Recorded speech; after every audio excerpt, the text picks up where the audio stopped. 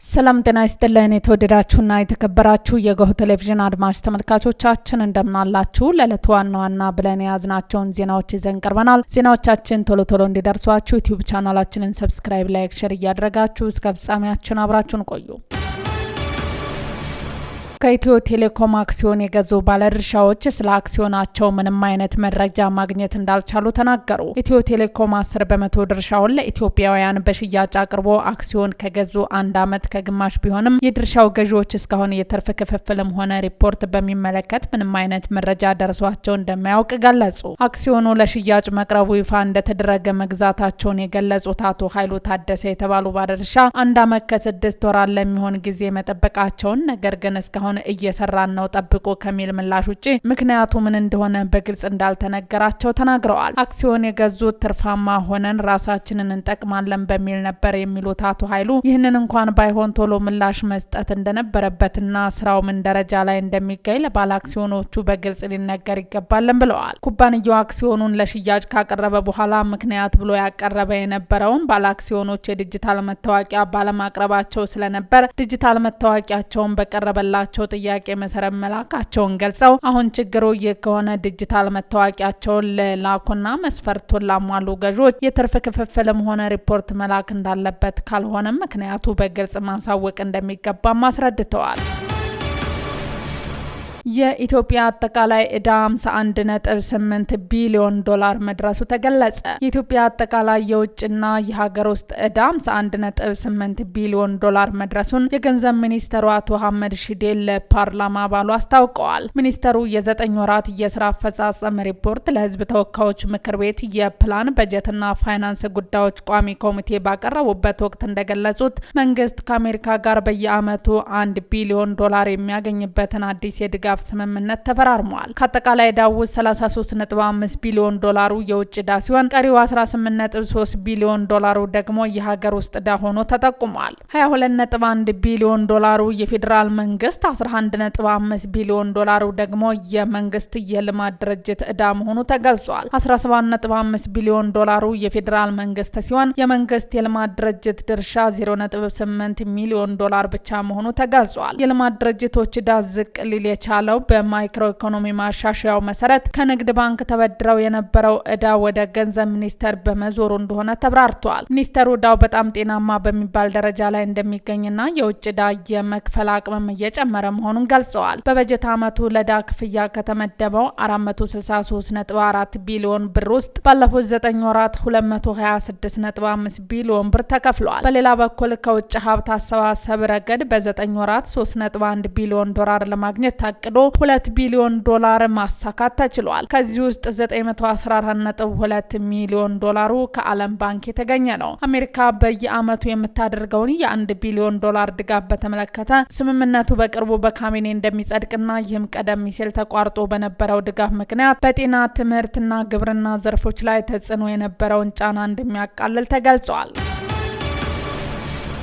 በመቀለ ከተማ በግድያ ወንጀል ተጠርጥሮ በቁጥጥር ስር የዋለ ግለሰብ ቀደም ሲል በፈጸመው ሌላ የወንጀል ተግባር የ10 ዓመት ጽኑ እስራት ተፈርዶበት ሲፈለግ የነበረ መሆኑን የመቀለ ከተማ ፖሊስ አስታወቀ። ግለሰቡ ሚያዝያ 14 ቀን 2018 ዓ.ም ከምሽቱ 3 ሰዓት ላይ በመቀለ ከተማ ሀድነክ ክፍለ ከተማ መትከል ቀበሌ በሚገኝ የካራምቡላ መጫወቻ ቤት ውስጥ በቁማር ሰበብ በተቀሰቀሰ ግጭት አንድን ግለሰብ በስለት ወግቶ በመግደሉ ተሰውሮ ነበር። ፖሊስ ባደረገው ከፍተኛ ክትትል ተጠርጣሪው ከአንድ ቀን ፍለጋ በኋላ በቁጥጥር ስር ውሏል። ተጠርጣሪው በቁጥጥር ስር ከዋለ በኋላ የኋላ ታሪኩ ሲጠና ጥቅምት 2016 ዓ.ም በዚሁ ክፍለ ከተማና ቀበሌ ሌላ ተበዳይን በተደጋጋሚ በስለት በመውጋት የግድያ ሙከራ ፈጽሞ ነበር። በፈጸመው የግድያ ሙከራ ወንጀል የካቲት 28 ቀን 2017 ዓ.ም በሌለበት የ10 ዓመት የጽኑ እስራት ቅጣት ተጥሎበት የነበረ ቢሆንም ቅጣቱ ሳይፈጸም ተሰውሮ ቆይቷል። የመቀለ ፖሊስ እንደገለጸው ወንጀለኛው ቀደም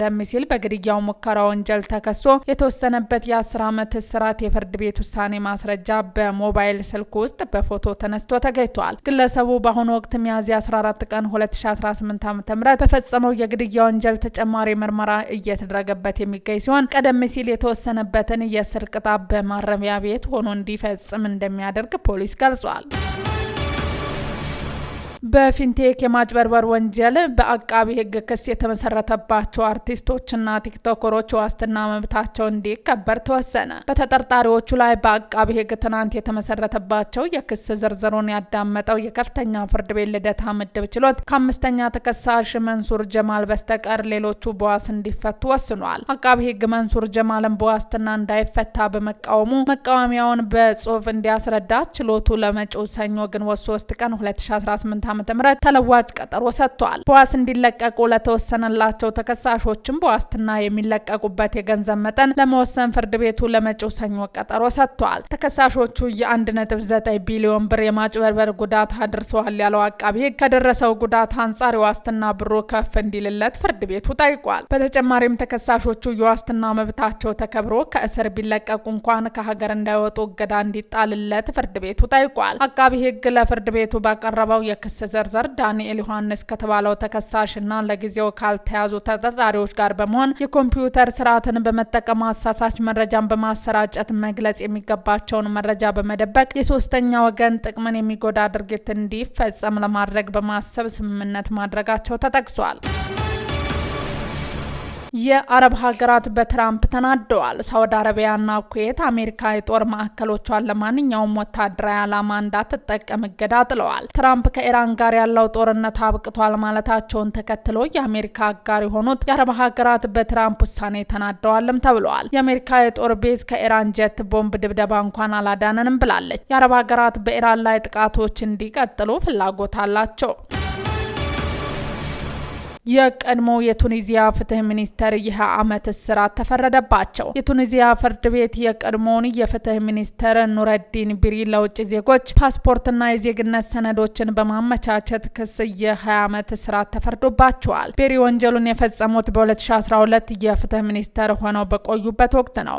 በዚህም ፓስፖርቶችንና ከሽብርተኝነት ጋር በተያያዙ ጉዳዮች ለሚፈለጉ የውጭ ዜጎች የተሰጡ የዜግነት ሰነዶችን በማዛባት ተፈርዶባቸዋል። ቢሪና ጠበቃቸው ክሱን ውድቅ አድርገዋል። ቢሪ በ2025 በመንግስት ደህንነት ላይ ከተፈጸመ ሴራ ጋር በተያያዘ የ43 ዓመት እስራት ተፈርዶባቸው በስር ላይ መሆናቸው ይታወሳል ሲል አናዶሉ ዘግቧል።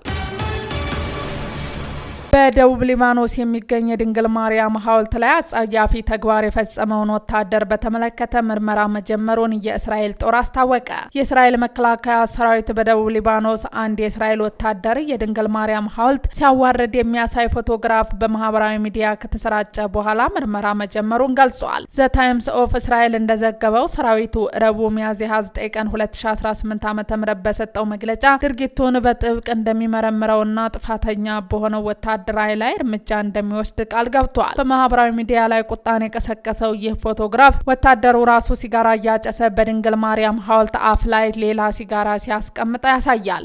የእስራኤል ጦር የመጀመሪያ ደረጃ ምርመራ እንደሚያመለክተው ፎቶግራፍ የተነሳው ከሳምንታት በፊት ክርስቲያኖች በብዛት በሚኖሩበት ደቤል በተሰኘ የደቡብ ሊባኖስ መንደር ውስጥ ቢሆንም በስፋት መሰራጨት የጀመረው ግን ረቡዕ ዕለት ነው። የድርጊት የእስራኤል ወታደሮች በደቡብ ሊባኖስ በሚያካሂዱት ወታደራዊ ዘመቻ ሃይማኖታዊ ምልክቶችን በማዋረድና በሲቪል ንብረቶች ላይ ጉዳት በማድረስ ሪፖርት ከተደረገባቸው ተከታታይ ክስተቶች መካከል የቅርብ ጊዜ ነው። ባለፈው ወር በዚሁ መንደር ውስጥ ሌላ የእስራኤል ወታደር የኢየሱስ ክርስቶስ ሐውልት በመዶሻ ሲሰብር የሚያሳይ ፎቶግራፍ ተሰራይቶ ሰፊው ውዝግብ ማስከተሉ ይታወሳል። የእስራኤል ጦር በወቅቱ የፎቶግራፉን ትክክለኛነት አረጋግጦ ምርመራ መጀመሩን ገልጾ ነበር። በምርመራው ውጤት መሰረት ጥፋተኞች ላይ ተገቢ እርምጃ ይወሰዳልም ሲልም አስታውቋል። ውድ አድማጭ ተመልካቾቻችን ዜናዎቻችን እነዚህን ይመስሉ ነበር። አብራችሁን ስለነበራችሁ ከልብ እናመሰግናለን። መልካም ምሽት።